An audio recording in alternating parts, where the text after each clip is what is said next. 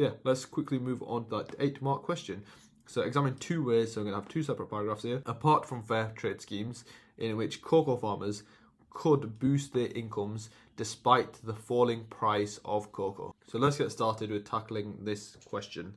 So of course we need to find 2 ways that they can boost their income besides fair trade schemes, and the main thing this reminds me of is extract A, which towards the end of extract A, well, this paragraph, it mentions it. The focus has been on raising productivity and diversifying crops. Then it talks about basically they need to diversify by going into things like crops, livestock, non-farm activities.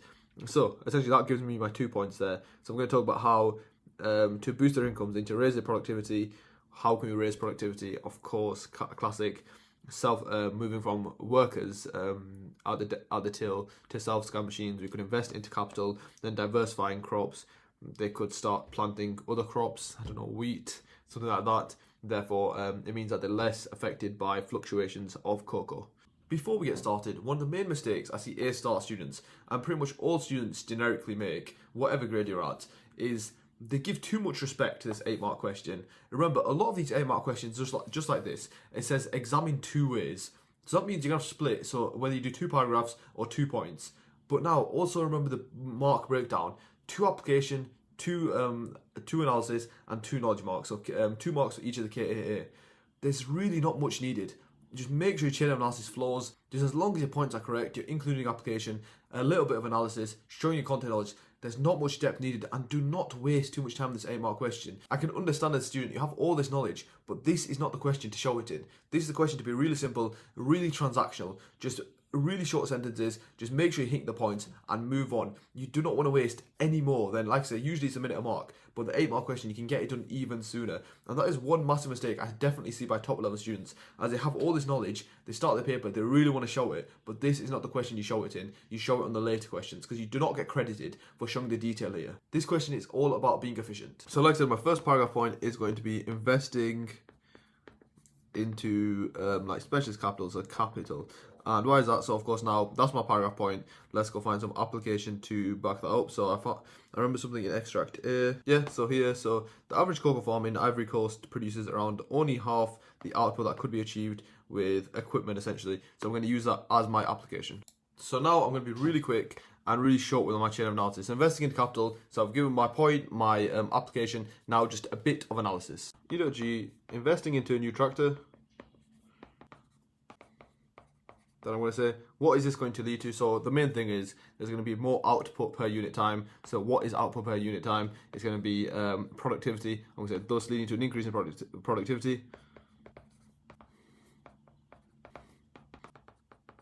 And just like I said before, what happened when supermarkets went from workers to self-scan machines? Of course, they don't need to demand as much human capital anymore as they have the machines now. Therefore, of course, this is the same scenario for farmers. As they have new tractors, new machines that are more productive, it means that also they do not need to demand as much human labour, of course, reducing the costs. Therefore, you could say that also will help boost their income. So I've written here more than you need, but basically the way I've finished it off saying, so a new tractor means increased productivity. What is productivity? More output per unit time. So this, since they're replacing workers with machinery, of course, machinery is more productive, so they'll produce more outputs. Also, by producing more output via machinery, it means that they don't need to demand as much inefficient human capital. Therefore, it means they can lower their costs and increase their output. So it's like the perfect scenario. So essentially, if they increase output, it means more sales, more revenue, and of course, then since they're substituting human capital for machinery, it means they also have lower costs since they're paying less on wages, for example.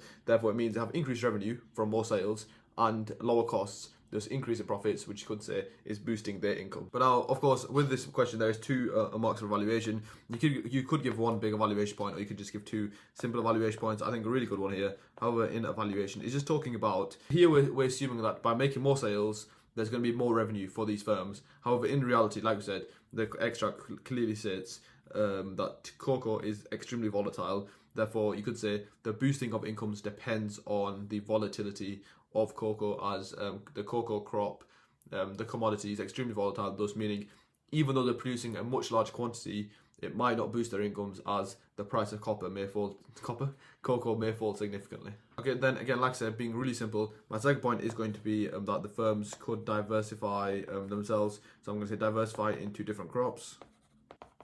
And why will diversification? It's just like when you learn about globalization, Saudi Vision 2035. What is the aim? I know this is a mental link, but what is the aim of Saudi Vision 2035? Saudi want to become less reliant on oil, and they want to diversify into other industries. So as you know, when oil runs out, Saudi have things like tourism, they have things like the football league, things like that, which brings revenue into their economy. And it's similar reasons here for why these firms want to diversify. They don't want to be reliant on one thing, and in this scenario, they don't want to be reliant on the cocoa bean. So they diversify into different crops like, I don't know, another commodity such as rice. It's very unlikely that their prices will fluctuate at the same time. Therefore, even if cocoas drop massively, rice may still be stable or maybe even higher. Therefore, it protects them against basically fluctuation. And the way I'm going to application there, it talks about here. So, world cocoa price fell more than a third in 2017. Perfect bit of application, and that is a really good way to quite. So